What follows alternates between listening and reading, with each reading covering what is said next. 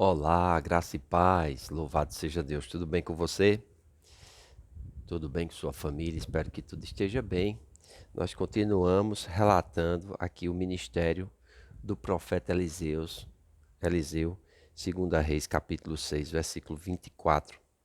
Diz o texto: Depois disto, ajuntou Ben-Hadad, rei da Síria, todo o seu exército, subiu e sitiou a Samaria, e houve grande fome em Samaria. Eis que a sitiaram a ponto de se vender a cabeça de um jumento por 80 ciclos de prata, e um pouco de esterco de pombas por 5 ciclos de prata. Passando o rei de Israel pelo muro, gritou-lhe uma mulher: Acorde-me, ó rei, meu senhor. Ele lhe disse: Se o senhor não te acode, de onde te acudirei eu? Da eira ou do lagar? Perguntou-lhe o rei: Que tens? Respondeu ela: Esta mulher me disse: Dá teu filho, para que hoje o comamos, e amanhã comeremos o meu. Cozemos, pois, o meu filho e comemos. Mas disse-lhe eu ao outro dia: Dá o teu filho para que o comamos. Ela o escondeu. Tendo o rei ouvido as palavras da mulher, rasgou as suas vestes, quando passava pelo muro. O povo olhou e viu que trazia plano de saco por dentro, sobre a pele. Disse o rei: Assim me faça Deus, o que bem lhe aprouver, se a cabeça de Eliseu, filho de Safato, lhe ficar hoje sobre os ombros. Estava, porém, Eliseu sentado em sua casa, juntamente com os anciãos. Enviou o rei um homem diante de si. Mas antes que o mensageiro chegasse a Eliseu, disse esse aos anciãos: Vede, como o filho do homicida mandou tirar minha cabeça. Olhai, quando vier o mensageiro, fechai-lhe a porta e empurrai com ela. Porventura não vem após ele o ruído dos pés do seu senhor? Falava ele ainda com eles, quando lhe chegou o mensageiro. Disse o rei: Eis que este mal vem do Senhor. Que mais, pois, esperaria eu do Senhor? Amados, é interessante como nós vemos aqui a vida desse profeta e como coisas vão se sucedendo e vão acontecendo. E Eliseu, ele não tira os olhos do Senhor. Eliseu, ele continua focado no Senhor. Porque pela sua intervenção, nós vamos ver que ele vai fazer grandes milagres e grandes intervenções. Mas por estar na terra ainda, nós vamos ver que o inimigo vai levantar afrontas vez após outra. Nós encerramos o vídeo de ontem dizendo que depois que Eliseu protegeu os sírios, né, eles foram embora e não houve mais investidas na terra de Israel. Mas um tempo depois, é interessante, os sírios vão se levantar novamente. Diz que Ben-Hadad, rei da Síria, junta todo o seu exército e ele vai sitiar Samaria. Eles faziam um cerco ao redor da cidade, não deixava ninguém entrar, ninguém sair. Aquela cidade ia minando aos poucos, né? Ela ia perdendo seus suprimentos, ela ia ficando cada vez mais com dificuldade de conseguir água para que o seu povo pudesse viver. Não há comunicação e é interessante, diz aqui que a fome reina em Samaria. E reina de tal maneira que a cabeça de um jumento ela é vendida por 80 ciclos de prata. E diz aqui um pouco de esterco de pombas por 5 ciclos de prata. Veja, que dificuldade, que situação complicada essa cidade viveu. E tinha a presença do homem de Deus, tinha o rei, tinha o povo. E mais sério ainda é quando o rei vai passando pelo muro. Diz que 2 mulheres pedem socorro. E sabe o que é que elas haviam feito no dia passado? Elas haviam feito um acordo. Uma disse assim: Dar-te teu filho para que hoje o comamos e amanhã comeremos o meu. Isso é uma coisa louca que a gente não acredita que pode acontecer, mas aconteceu, irmãos.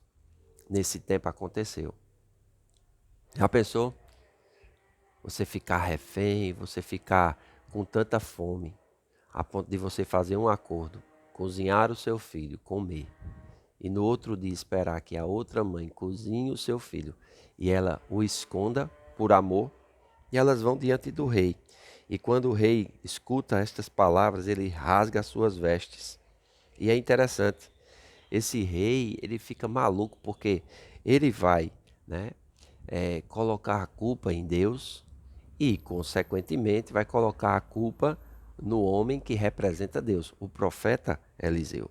Então, no verso 31, diz que o rei diz assim: assim me faça o que bem lhe aprouver, se a cabeça de Eliseu, filho de Safate, lhe ficar hoje sobre os ombros. Então, ele quer degolar Eliseu, ele quer matar Eliseu.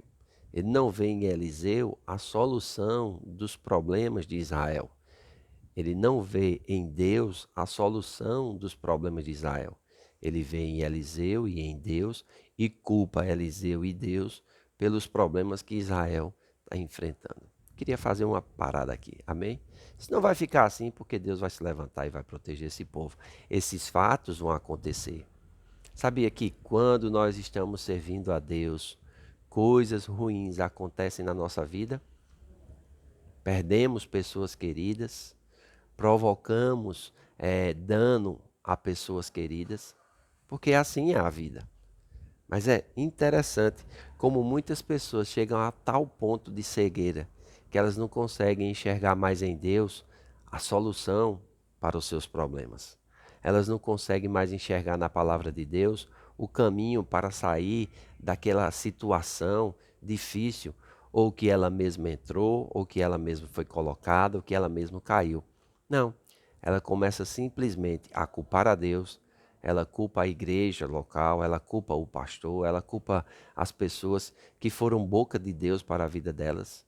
E elas ficam cada vez mais, vamos dizer assim, distante de Deus. O rei aqui, ele vai culpar Eliseu de tal maneira que ele vai mandar alguém cortar a cabeça de Eliseu. Mas Eliseu está protegido pelo Senhor, Eliseu está centrado no Senhor e o Senhor mostra para ele, né? E ele vai dizer assim, quando está conversando com os anciãos. Os anciãos eram aquelas pessoas também que tinham autoridade na cidade. E ele diz assim: vedes como o filho do homicida mandou tirar minha cabeça. Olhai, quando vier o mensageiro, fechai-lhe a porta e empurrai-o com ela. Porventura, não vem após ele o ruído dos pés do seu senhor? Ou seja, esse mensageiro vinha com a missão e após essa missão estava o rei por trás. E nós precisamos entender que os ataques que se levantam contra nós, apesar de vir de pessoas, existe o Satanás por trás. Existe o diabo por trás. E ele deseja, ele tem, vamos dizer assim, esse intuito, que é nos roubar, matar e destruir. E nós precisamos entender, se nós quisermos desfrutar de vida abundante, só o Senhor Jesus Cristo, somente Ele é que vai nos abençoar, somente Ele é que vai nos proteger, somente Ele é que vai nos guiar e nos dirigir. Amém? Então, eu louvo a Deus pela sua fidelidade, eu louvo a Deus pelo seu cuidado, eu louvo a Deus por tudo que Ele tem feito na minha vida, na minha família, através da minha vida, através do meu ministério. E eu quero dizer a você, amados, nós estamos vivendo dias difíceis e vamos passar por dias mais difíceis ainda. Mas, por favor, guarde diante dos seus olhos e no seu coração. Só Deus é a solução para a nossa vida. Só Deus é a solução para os nossos problemas. Daí a importância de nós ficarmos plantados no lugar que Deus nos plantou. Ainda que dificuldades venham, ainda que situações difíceis venham, nós ficarmos firmes e adorarmos a Deus em todo momento da nossa vida. Amém? É interessante que isso vai passar e vai passar de uma forma sobrenatural, porque essa história ou a continuidade dessa história não acaba aqui no fim do capítulo 6, ela continua no capítulo 7. Eu só vou comentar amanhã e nós vamos ver como Deus vai dar livramento dessa situação, porque só Deus pode nos livrar daquilo que virá. Amém? Hoje à noite quero convidar você a estar conosco na casa do Oleiro. Teremos nosso culto de celebração e será uma grande bênção. Convide pessoas para estarem conosco e será uma reunião, um ajuntamento solene. Deus irá trazer uma palavra gloriosa e poderosa sobre as nossas vidas. Faço votos por tua prosperidade e saúde, assim como tua alma prospera. Que Deus te abençoe e até amanhã.